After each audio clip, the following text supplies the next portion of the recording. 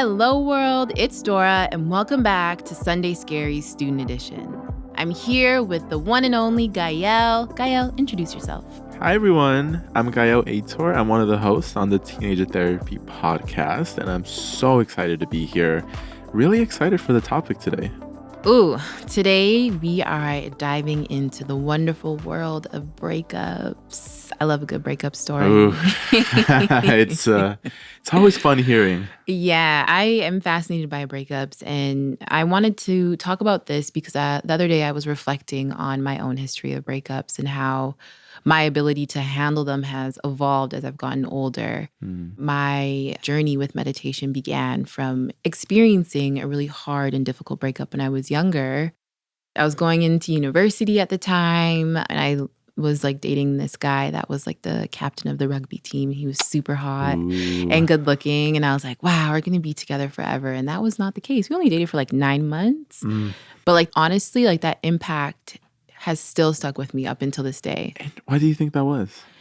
I think it was because I was the first person that I had ever dated, like first kiss, first everything. That's with an that intense person, one. right? Yeah. So like that really opened my eyes to one, how all-consuming love can be and like overwhelming, and two, how all-consuming like heartache and grief can be afterwards when things don't work out. Oh my gosh. Tell me about your breakup history. So this episode comes with funny timing because currently I'm like in the process of navigating a breakup and losing someone that I loved very deeply. Yeah, sorry. Thank you. Yeah. It's difficult. It is difficult. And part of what I've been trying to wrap my head around is I think this has been probably the most intense breakup that I had, where it definitely felt like a clear cut.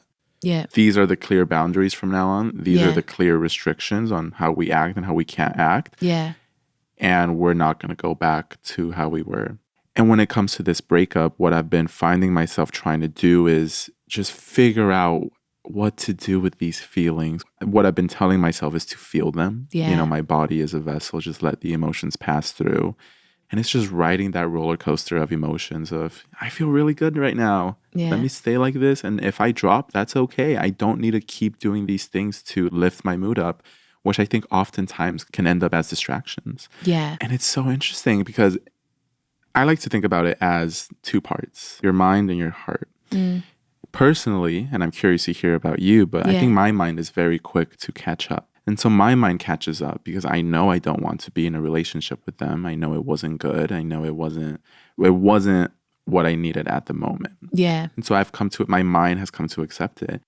But what lags behind is the heart and still feeling that fondness and still romanticizing and still feeling the love. So how do you deal with that and getting both your body, your mind, and your soul catch up? Yeah, mindfulness and meditation was like everything. And I'm not even like saying it because I'm a teacher now and I have to say it, but you know, being in my body, because like you get accustomed to picking up your phone and talking to this person when something wrong happens or feeling upset, like you are moving in a certain way. And so you have to take a moment to stop and be present and to be mindful and start to retrain your mind and body and heart to choose something differently. And also what you shared about, you know, you being a vessel. So allowing those emotions to flow through you and channeling them to something different. So for me, I love plants. When you come into my house, like I have plants everywhere. And that's been a way for me to start healing and to care for something else. It's something that I realize, I think for young people specifically, we think love is when you fully throw yourself at someone and love them and all the love you have to give, they're the ones that receive it. Yeah. I've come to find out that it's okay when you lose someone because although you might feel like, well, now what? I don't have anyone to love. Yeah. I have all this love to give and no one to give it to. You could give a lot of that to yourself. Yeah. For me, I think the hardest things about breakup is like having to explain to your friends and family that you're no longer with that person. Like, now I have to explain myself to these people that we aren't together, and like this is a sign of failure, you know? Like you go on a tour. Yeah. You go on a tour. You got to hang out with this person, tell them, and then this one. It's exhausting emotionally. It is. And I think that's also why friendship breakups can be even more difficult because it's like that person is like still in your life. You know, with an ex, it's like, okay, bye, I'll never see you again. But then with friends, it's like, you know, you go to school, they're there. Maybe now there's like 2 cliques because the one person has taken side with this person. Yeah. And, you know, so it can be really challenging.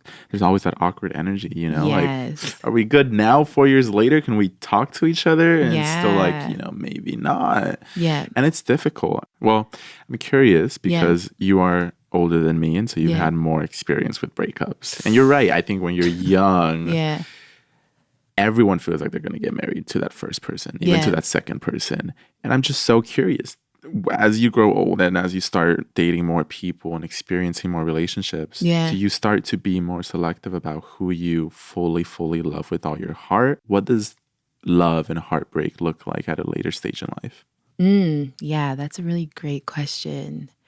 I would say, one, the biggest thing for me that allowed me to change my standards and be more selective was therapy. So being able to actually like take the time to heal. Because I'm sure you've met people who, you know, are in a relationship and then they break up and then in another relationship and then they break up, you know, and there's no time in between. And I think the older I got, the more I was able to see the benefit of like take time to be with yourself after a relationship. Because there was a period, I'll put myself on blast, where I dated 3 different people in the span of 4 years, like back to back. Yeah. And then afterwards, it was like I was coming up for air. Like I had been like drowning. I was like, wow, like I'm free. how, Oh my God. how did I do this? You know? And that was like a really big thing for me. It's like take time and start to understand yourself and all the different things that you have experienced so that you, one, don't take those bad experiences with you into a new relationship.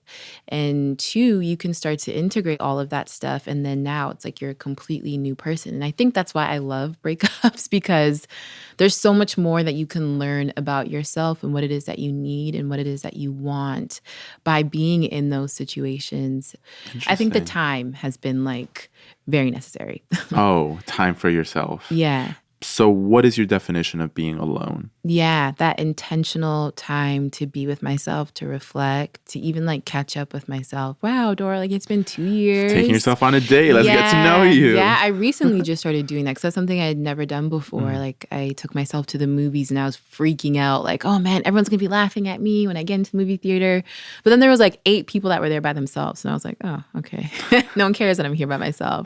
But yeah, doing little things like that because I, you know, got to a point where it's like, I don't even know what I like to do by myself. And I was like, this is a sign that I need to start to explore. Like, what is it that I like and what don't I like? That's a really interesting point. What do I like to do by myself? Yes. Because when you are in a relationship, you're always thinking about what can we do together? And even if you're not in a relationship, I think a lot of us don't spend enough time with ourselves either because we're like, can we do with friends? Yeah. What can we do with family members? But not enough time asking, what are we doing with ourselves? Okay, so you don't have to get too personal, but walk us through that moment where you are about to initiate a breakup. Yeah. What do you do? How do you do it? That's a good question. Help us. That's a really good question. Lead with compassion. When you've decided that it's not working for you anymore, you want to cut off that relationship. Yeah.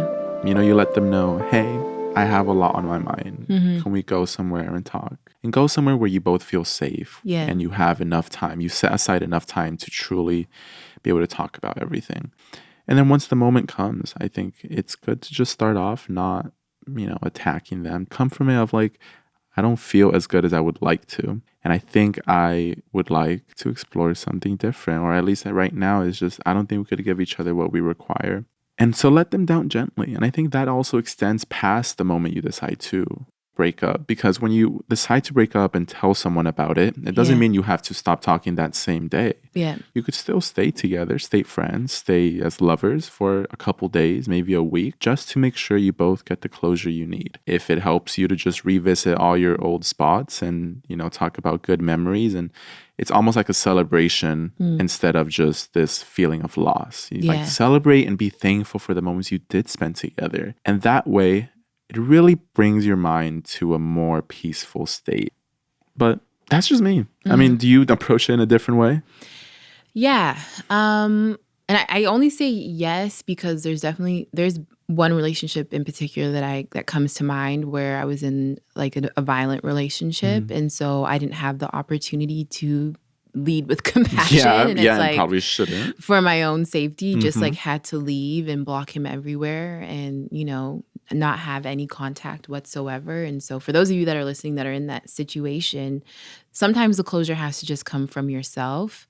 Sometimes you really have to look within yourself and to cultivate that forgiveness and kindness and patience and all those different things that you would want to give to that person and give it to yourself. Yeah, that's so important. It's great that you say all these different things that you can do to give yourself that closure, because sometimes that is the only option. Yeah.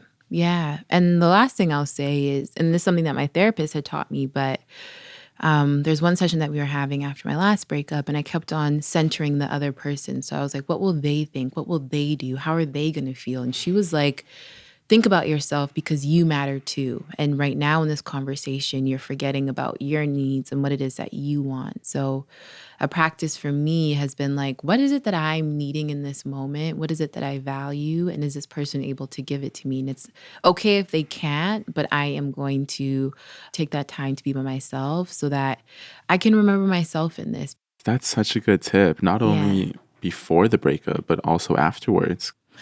Yeah. So on that note, I wanted to guide us through a meditation, actually, that I had thought about after that therapy session. Because I was like, oh man, like I thought I was living my life, remembering myself, but I wasn't at all. So in this practice, you can say the affirmations out loud or silently to yourself, but I'll just walk you through a few things that you can say as you're moving through a friendship breakup or a romantic breakup. So wherever you are, just take a moment to settle in. And your eyes can be open or closed. We'll just begin by taking a few deep breaths here. So breathing in through the nose and breathing out through the mouth.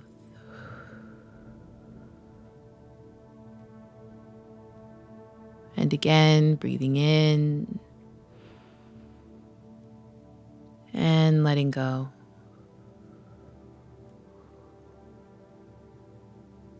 One last time, breathing in slowly and letting go gently.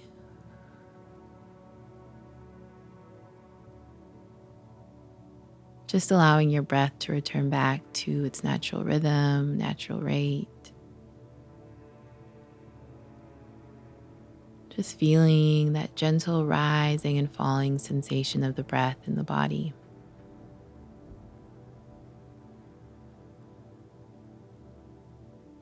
And allowing any thoughts to come and go.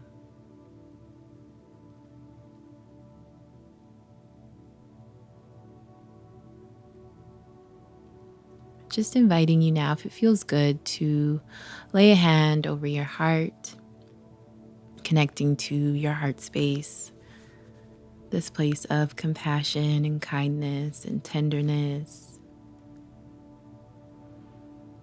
Again, just feeling that rising and falling of the breath.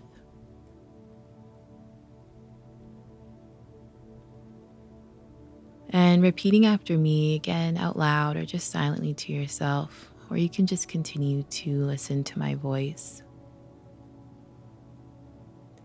It is okay to grow. And it's okay to outgrow people and places. It's okay to move on. It's okay to let go. It's okay to change your mind. It's okay to be okay. And it's also okay to not be okay.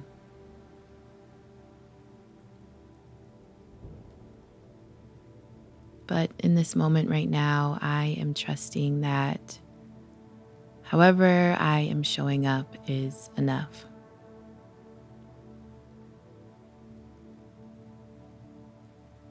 And just breathing that in, taking a deep breath, and letting everything go.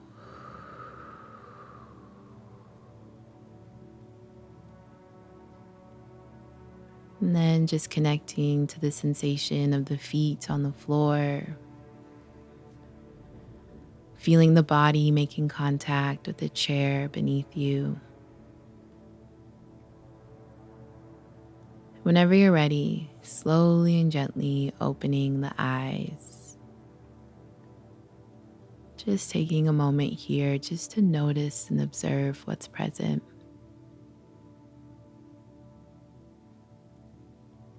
And for me, I found this practice extremely helpful because it's hard to accept how you're feeling in the moment, especially when you're moving through heartbreak and heartache. And, you can be like, oh, why am I feeling like this again? Or why is this stuff showing up over and over again? And for me, just being able to humanize how I was feeling and remind myself, it's okay. It's okay how I'm feeling. It's okay that I've changed my mind and that I've let go. It's okay to move on.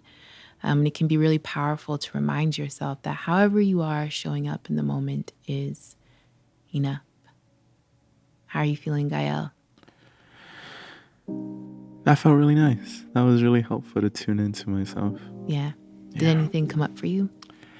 I think trying to figure out what feelings I had been feeling deep down. It's easy to, when you're dealing with grief, to distract yourself and think that it's over and that it's gone, but deep down it's still present. Yeah. So that meditation really helped me realize that it's still there. Yeah. And I think one of the most important things is not to move on so fast, because there's a lot to learn. And sometimes when we try to move on fast from any type of breakup, it's like that same thing is going to be there in other relationships and you'll see it because you haven't dealt with it yet. So taking that time to be mindful and to be present actually can make a world of a difference. I'm sure you've met the people that are like, I'm dating a different person, but it's like the same person, like they just keep on showing up, but in different people. Yeah. And it's because we've rushed the process and haven't taken that time to heal. So this is a practice that you can come back to and even just reflect on some of the points that we had shared today. What did we talk about again, Gael? I think some of the things to keep in mind is, one, ride the emotions. If you're feeling sad, let yourself be sad. You don't need to distract yourself. You don't need to force yourself to be happy. Be happy if you feel like it. Be sad if you feel like it, and that's okay. Yeah. And I'll say, again, one of the tips that was really helpful for me is remembering that you matter and, trying your best not to center that person in your own experience, but remind yourself of what it is that you're needing, what it is that you value and desire for yourself. And again, it's okay if that person is not able to provide that to you. You matter, and it's really important to remember that. Give yourself a lot of the love you gave other people. A lot of times we don't do that, and especially after a breakup, it can be hard. So remind yourself, I deserve the love I give others too. Yeah. Aw, thank you so much, Gael, for joining me today, and I hope that your breakup journey gets better. Thank you. Slowly but surely. Yeah. And thank you all so much again for tuning in and checking in with yourself. Gael and I will see you here next week, our last episode together, where we will be talking about struggling with your body image. That is tough to overcome. Yes. And if you would like to learn more about how to navigate a breakup mindfully, check out my Healing After a Breakup course that is in the Headspace app today. Gael, for joining me again this week. Thank you for having me. And for everyone that's listening and tuning in, we will see you back here next week.